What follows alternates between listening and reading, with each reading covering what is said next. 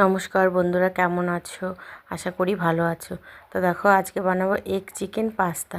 তাহলে ওখানে দেখো আমি আলু আর একটু গাজর আর লঙ্কা পেঁয়াজটা কুচিয়ে নিয়েছি। তো ওদিকে কুচিয়ে ভাজাও আমার হয়ে গেল।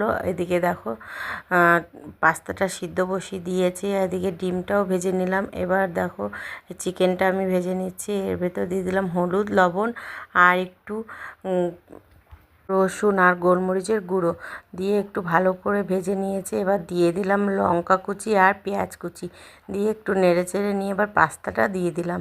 এবার দিয়ে দিলাম ওই ভাজা ভাজা সবজিগুলো সব দিয়ে দিলাম। এবার ওখানে দেখো দিয়ে দিলাম ম্যাগি মশলা। এবার দেখো একটু ধরে গেছে, ওই জন্য আমি নাড়তে একটু অসুবিধা হচ্ছে। তো দেখো রান্নাটা আমার দেখো পুরো হয়ে গেছে। এই আমি সব রেডি করে নিয়েছি। এখানে 3জন আছি, তাই 3জন খেয়ে নেবো, আমার কর্তামশাই, বড় ছেলে আর আমি। তো দেখো এখানে আমি খাচ্ছি। খুব সুন্দর হয়েছে, তো বুঝতেই পারছো। ঠিক আছে, আজকের মতো তাহলে আসি। টাটা।